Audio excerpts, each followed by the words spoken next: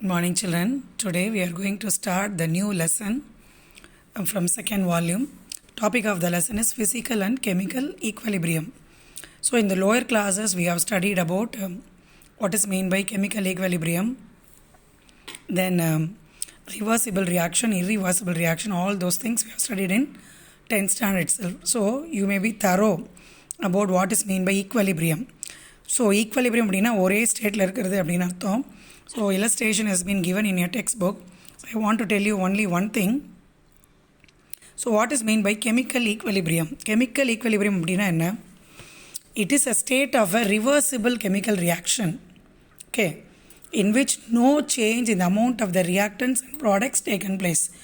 ஒரு reversible chemical ரியாக்ஷனில் எந்த வித சேஞ்சுமே இருக்காது. நம்ம எடுத்துருக்கிற ப்ராடக்ட்லேயும் சரி ரியாக்டன்ட்லேயும் சரி. ஸோ அதை நம்ம சிம்பிளாக எப்படி சொல்லலாம்? At equilibrium rate of forward reaction is equal to rate of backward reaction அப்படின்னு சொல்லலாம். ரொம்ப சிம்பிளாக. So many examples we can say. For example, if you take calcium கார்பனேட்டை ஹீட் பண்ணுறோம், you will be getting calcium oxide solid plus carbon dioxide gas. It is a reversible reaction. What it shows that again this calcium oxide and carbon dioxide combines and it will gives you calcium carbonate. Mari so many reactions we can say, right? இப்போ physical equilibrium அப்படின்னா என்ன? Physical equilibrium means there will be no change in the state of the physical ஸ்டேட்டில் எந்த வித சேஞ்சஸுமே இருக்காது. That is face சேஞ்சே நடக்காது. ஃபேஸ்னா என்ன? P H A S E. That is whether it is solid or liquid or gaseous one. ஓகேவா? ஸோ கெமிக்கல் ரியாக்ஷன்ஸை பொறுத்த வரைக்கும் இப்போ என்ன சொல்லலாம்? The concentration of the reactants decreases and the products increase with the time. But reversible ரியாக்ஷனில் பார்த்தோன்னா initially the reaction proceeds towards the formation of the product. But ஒரு பர்டிகுலர் ஸ்டேஜில் என்ன ஆகும் அப்படின்னா both the rates will be equal. அதை தான் நம்ம ஈக்குவலிபிரியம் அப்படின்னு சொல்கிறோம். So we are going to see one by one. So physical and chemical equilibrium. So these are all the examples. டக ஃபார் எக்ஸாம்பிள் ஒன்று கொடுத்துருக்காங்க. அதே மாதிரி இந்த சீசா. So see this examples. We can move on to the page number 3 from what is mean by this physical equilibrium. A system in which the amount of matter constituting different phases does not change with time. That is called physical equilibrium. அது எப்படி சொல்லலாம் அப்படின்னா 3 கேட்டகரியாக சொல்லலாம். Solid to liquid equilibrium, liquid to vapour and solid to vapour. Solid liquid equilibrium இது எப்படி சிம்பிளாக சொல்லுவேன்? Very very simple. You just take ice. வாட்டரோட சாலிட் அண்ட் ஐஸ் வந்து மெல்ட் ஆகுது. At the same time water வந்து ஃப்ரீஸ் ஆகுது. ரெண்டுமே எப்படி இருக்கும் அப்படின்னா there will be no change in the mass of ice and water if you put together in the thermos flask at 273 Kelvin and 1 atmospheric pressure. அப்போது what is the definition? Listen. The temperature at which, in the temperature the solid and liquid phases of a substances are at equilibrium is called melting point or freezing point of the substance. We have studied all those things in the lower class itself. Just time recapping. அவ்வளோ ரொம்ப டீட்டெயிலாக நடத்தல, recap பண்ணுறேன். ஓகேவா? Next பார்த்தீங்கன்னா liquid vapour equilibrium. Liquid vapour எப்படி சொல்லலாம்? Water லிக்விடாக எடுத்துக்கோ and water case. So for example, liquid water is in equilibrium with it's vapour at 373 Kelvin and 1 atmospheric pressure in a closed vessel. So அப்போ rate of evaporation is equal to rate of condensation. எப்படி சொல்லலாம்? எந்த டெம்பரேச்சரில் both this things equal, அதாவது rate of எவாப்ரேஷனும் கண்டென்சேஷனும் equal ஆகுதோ, the temperature at which the liquid and vapour phase of a substance are at equilibrium is call boiling point or condensation point of that substance அப்படின்னு படிச்சிருக்கோம் சின்ன கிளாஸில்.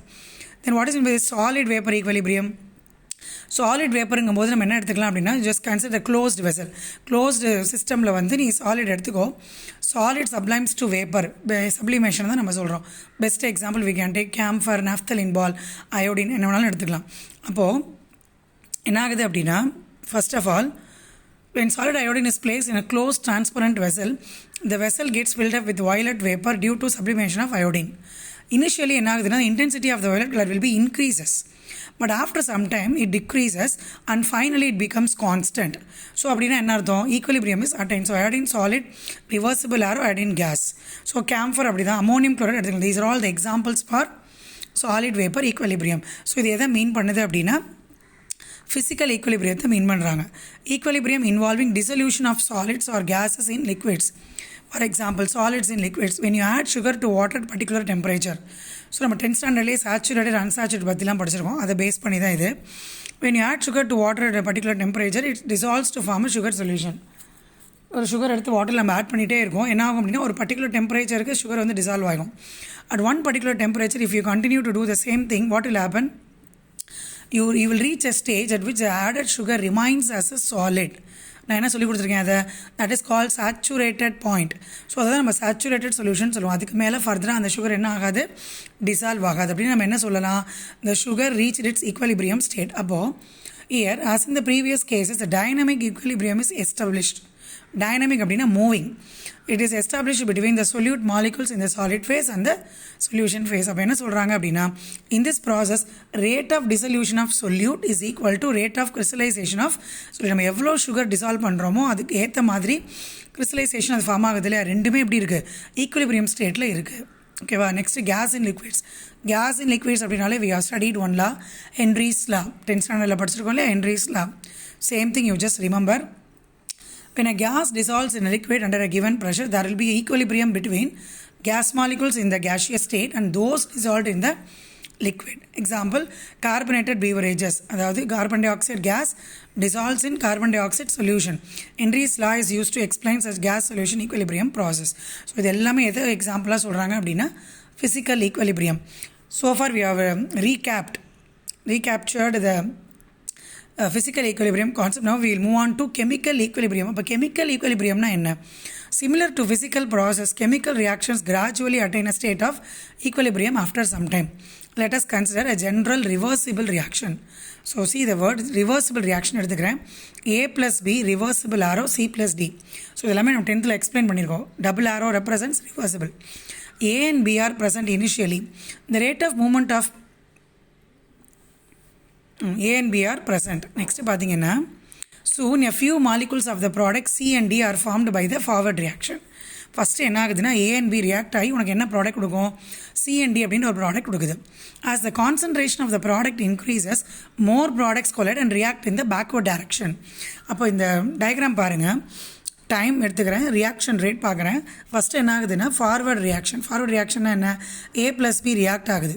So கொஞ்சம் நேரத்தில் என்ன ஆகுது அப்படின்னா, it gives you the product C and D. So C and D form ஆனதுக்கப்புறமா என்ன ஆகுது, more number of the molecules increases, so they collide with each other and they start react in the reverse rate. அந்த arrow பாரு ரிவர்ஸில் வருது. அப்போ at one particular stage என்ன ஆகும்னா, இந்த ஃபார்வர்ட் ரேட்டும் ரிவர்ஸ் ரேட்டும் என்ன ஆகுது, ஈக்குவலாக போகுது. As the rate of the reverse reaction increases, the rate of the forward reaction decreases. Eventually, the rate of both reactions becomes equal. அதான் என்னென்னு மென்ஷன் பண்ணியிருக்காங்க, ஈக்குவல் ரேட்ஸ் அப்படின்னு இந்த கிராஃபில் மென்ஷன் பண்ணியிருக்காங்க. ஃபஸ்ட்டு கிராஃப் வந்து டைம் பேஸ் பண்ணி rate of the reaction. Second graph பார்த்தீங்கன்னா கான்சன்ட்ரேஷனை பேஸ் பண்ணி. ஸோ ரியாக்டன்ஸ் எடுக்கிற ப்ராடக்ட்ஸ் வருது, equilibrium, no change in the amounts. அப்போ தான் நம்ம என்னென்னு சொல்லுவோம், ஈக்குவலிபிரியம் ஸ்டேட் இஸ் ரீச்ட் அப்படின்னு சொல்லுவோம். இப்போ இரிவர்சிபிள் ரியாக்ஷனில் இது பாசிபிலிட்டியே இல்லை. ஏன், once if you take reactants it completely convert into the products. அப்புறம் நம்ம என்னென்னு சொல்லுவோம் அப்படின்னா, concentration of the product increases, concentration of the reactants டிக்ரீசஸ்னு பேசுவோம். எங்கள் irreversible reaction 10th standard bookல போய் பாரு, you can recollect all those things in the chapter 4. புரிஞ்சுதாடா? So let us consider a situation in a multi-story building. இது பாருங்க, assume that the certain number of people moves up from the first floor to second floor. அதே மாதிரி same number of people moves down from second floor to first floor. என்ன சொல்கிறான், the rate of movement of the people from first to second floor equal to the rate of movement of people from second to first floor. அப்போ number of people எப்படி இருக்காங்க, சேமாக தான் இருக்காங்க. Thus the population of people on the two floor is in the dynamic equilibrium. People are same, they are moving. சரியா? அதே மாதிரி chemical reactions which are reversible do not stop. அது வந்து ஸ்டாப் ஆகாது when equilibrium is attained. At equilibrium நம்ம என்ன படிச்சிருக்கோம், first time ஒரு வேர்டு சொன்னேன். At equilibrium the forward and the backward reactions are proceeding at the same rate. ரெண்டுமே எப்படி இருக்கும், ஒரே ரேட்டில் தான் போகும். there will be no change. but we can't able to see the macroscopic change. macroscopicனா சேஞ்சுனா என்ன அர்த்தம், சொல்ல முடியாத அளவுக்கு நீ பெருசாக ஒரு சேஞ்ச் எல்லாம் அங்கே பார்க்கவே முடியாது அப்படின்னு என்ன அர்த்தம். அப்போ chemical equilibrium is in a state of dynamic equilibrium. Very very important. Dynamic அப்படின்னா இட்ஸ் அ மூவிங் அப்படின்னு அர்த்தம். For example, we can take hydrogen gas plus iodine gas gives 2 hydrogen iodide gas. So double arrow reversible. Hydrogen iodide dissociate ஆச்சுன்னா hydrogen plus iodine பிரியும். Next we will be seeing homogeneous and heterogeneous equilibria. Homogeneous அப்படின்னா என்ன? In homogeneous equilibrium, all the reactants and products are in the same phase. நம்ம எடுத்துருக்கிற ரியாக்டன்ஸும் ப்ராடக்ட்ஸும் ஒரே ஸ்டேட்டில் இருக்கும். For example hydrogen gas plus iodine gas gives 2HI. Similarly for the reaction CH3COO CH3 அப்படின்னா methyl அசிட்டேட்னு அர்த்தம். AQனா அக்வஸ். இதுவும் எப்படி இருக்குது பாரு, எல்லாமே ஒரே ஸ்டேட்டில் இருக்குது. பட் ஹெட்ரோஜீனியஸ்னால் என்ன? If the reactants and products of the reaction is in equilibrium are in different phase. So reactant ஒரு ஃபேஸில் இருக்குது, ப்ராடக்ட் ஒரு ஃபேஸில் இருந்தது அப்படின்னா then it is called as heterogeneous equilibrium. See one example, water liquid reactant இருக்கும். When it gives you product, it gives you water gas. I mean one more best example, calcium carbonate solid reversible arrow, it gives calcium oxide solid plus carbon dioxide gas. Okay, why this is called heterogeneous equilibrium. Next என்ன பார்க்க போறோம்னா law of mass action. At any law of mass action என்ன? இந்த லாவை mark பண்ணிக்கோங்கடா. At any instant the rate of a chemical reaction at a given temperature is directly proportional to the product of the active masses of the reactants at that instant. அப்படின்னா என்ன சொல்ல வராங்க? Rate is directly proportional to the reactant square bracket X. X அப்படின்றது அதோடைய coefficient. For example நான் 2 times water molecule எடுத்திருக்கேன் அப்படின்னா இப்போ அந்த ரேட் வந்து நம்ம எவ்வளோ மாலிகுல்ஸ் எடுத்துருக்கிறோமோ அதுக்கேற்ற மாதிரி இன்க்ரீஸ் ஆகும். 1 மாலிகுல் எடுத்தேன்னா ஒரு லெவல், 2 times மாலிகுல் எடுத்தேன்னா 2 லெவல், 5 மாலிகுல்ஸ் ஆஃப் வாட்டர் எடுத்தேன்னா அதுக்கு தகுந்த மாதிரி. அப்போ டிபெண்ட்ஸ் அப்பான் தி என்ன அர்த்தம்? Directly proportional to the product of the active masses of the reactants at that instant. புரியுதா? This is call law of mass action. இந்த லாவை மார்க் பண்ணிக்கோ. எக்ஸ் அப்படின்றது stoichiometric coefficient of the reactant. Square bracket எதை represent பண்ணுது அப்படின்னா active mass of the reactant. அப்போ active mass is equal to N/V. N/V mole per dm cube or mole per litre. N அப்படின்னா என்ன? Number of moles. Vனா என்ன? Volume. இங்கே பார், N is the number of moles and V is the volume of the container. Next we are going to see equilibrium constants Kp and Kc. So நான் சொல்லியிருந்தேன் இல்லையா, தெர்மோடைனமிக்ஸில் Kp அப்படின்னு ஒன்று use பண்ணியிருந்தோம்ல. So we are going to learn what is Kp here. So let us consider a reversible reaction. ஒரு reversible reactionனை consider பண்ணிக்கோ. XA plus YB reversible arrow LC plus MD. இதில் A and Bன்றது reactant, C and Dன்றது product, X, Y, L, M அப்படின்றதெல்லாம் stoichiometric coefficients of AB, C and D respectively. இப்போ நம்ம equation எழுதுவோம் இல்லையா, 2mg plus O2 gives 2mgO. இப்போ இந்த 2, 1 அப்படின்றதெல்லாம் தான் கோஎஃபிஷியன்ட், ஸ்டாக்கியோமெட்ரிக் கோஎஃபிஷியன்ட்ஸ். ஓகேவா? So applying the law of mass action. Law of mass action என்ன சொல்லியிருக்கு? Rate of forward reaction is proportional to active masses of the ரியாக்டன்ஸ்னு சொல்லியிருக்கு. அப்போ இங்கே ரியாக்டன்ஸ் என்ன? A of X, B of Y. Or இது எப்படி எழுதலாம்? Rate of forward reaction is equal to, நான் ப்ரொபோர்ஷனாலிட்டி கான்ஸ்டன்ட்டை ரிமூவ் பண்ணுறேன். அப்போ இங்கே என்ன ஆட் பண்ணுறேன்? KF into A of X square bracket of AX square bracket of BY. Similarly backward reaction எப்படி வரும்? RB is proportional to CL DM or RB is equal to KB into C of L D of M. KF KBன்றது proportionality constant. அப்போ ரெண்டுமே ஈக்குவலிபிரியத்தில் இருக்குது. அப்போ ஈக்குவலிபிரியம்னா என்ன? Rate of forward reaction is equal to rate of backward reaction. அப்போது KF into A of X B of Y is equal to KB into C of L D of M. or எப்படி எழுதலாம்? KF by KB is equal to, அதாவது rate of forward reaction by rate of backward reaction is equal to product by reactant CD by AB. ஓகேவா? Product by ரியாக்டண்ட்டை நான் எப்படின்னு எழுதுகிறேன்? KC. அப்போ KCன்றது என்ன? Equilibrium constant in terms of active mass. அப்போ KF by KB is equal to KC. ஓகேவா? அப்போது at a given temperature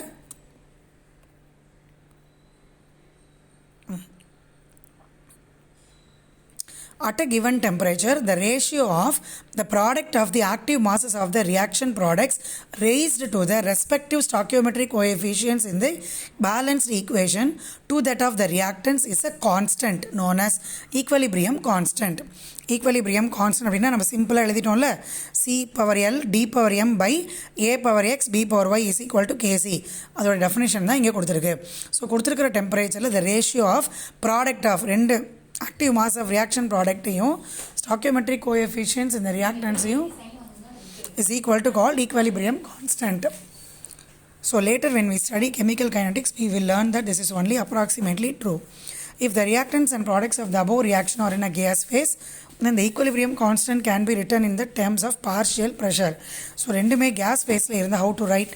Kp is equal to partial pressure of Cl into partial pressure of Dm by partial pressure of Ax into partial pressure of By. So where PA, PB, PC and PD are the partial pressures of the gas A, B, C and D respectively. So one more time, partial pressure formula is equal to Kp அப்படின்றது PC into PD by PA into PB. We have to multiply. Next, relation between Kp and Kc. Let us consider the general reaction in which all the reactants and products are ideal gases. Ideal gases are எடுத்துக்கிறோம். X of A plus Y of B reversible arrow gives L of C plus M of D. So the equilibrium constant case எப்படி எழுதுவோம்? Products by reactants. That is equation 1 எடுத்துக்கோ. So அப்போ Kp is equal to partial pressure of PCl into PDM by P of A into X plus P of B by Y. அப்போ ideal gas equation எப்படி மாறுது? Ideal gas equation நம்ம என்னன்னு படிச்சிருக்கோம்? PV is equal to nRT or P is equal to N by V RT. N by V உனக்கு என்னன்னு தெரியும்? Active masses, அதாவது மோலார் கான்சன்ட்ரேஷன், அது ஆக்டிவ் மாஸ் அப்படின்னு சொல்லலாம். இப்போ P is equal to active mass into RTன்னு எடுக்கலாமா? ஓகே. இப்போ based on the above expression, partial pressure of the reactants and the partial pressure of the products can be expressed. எப்படி நான் தனித்தனியாக எழுதலாம்? P of A X is equal to partial pressure A of X into RTX. அது மாதிரி partial pressure of By is equal to B of Y into RTY. Partial pressure of product C is equal to C of L into RTL. Partial pressure of D of M is equal to DM product into RTM. So தனித்தனியாக partial pressureக்கு நான் எழுதுகிறேன். So substituting in the equation 2. equation 2ல் போய் இதை substitute பண்ணேன். equation 2ன்றது என்ன? Kp is equal to, இங்கே இருக்கு பாரு, equation 2. Kp is equal to PC into PD by P of A into PB இருக்குல்ல, அதில் போய் இதை substitute பண்ணேன். ஸோ substitute பண்ணோன்னா what we will be getting அப்படின்னா Kp is equal to C of RT into dm by RT by AX RT into BY RTY, which is equal to CD RT common எடுத்தோன்னா L plus M by AB into RT common எடுத்தோன்னா X plus Y. Then Kp is equal to RT RTM numerator கொண்டு போகிறோம். by L plus M minus X plus Y. That is power goes to the numerator. So RT common எடுத்தோன்னா L plus M minus X plus Y அப்படின்னு என்ன அர்த்தம்? So this term we have studied that Kc. அப்போ Kp is equal to Kc into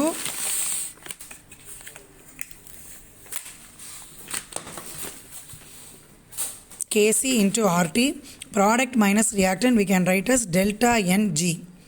So delta Ng means product minus reactant. இதில் L plus M அப்படின்றது product, reactantங்கிறது X plus Y.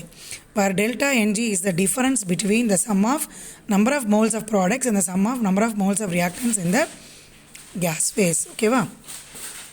So the following relations becomes immediately obvious. எப்போ? when delta G is equal to 0. So அப்போ Kp is equal to Kc, RT 0 ஆகிடும். அப்போ Kp is equal to Kc.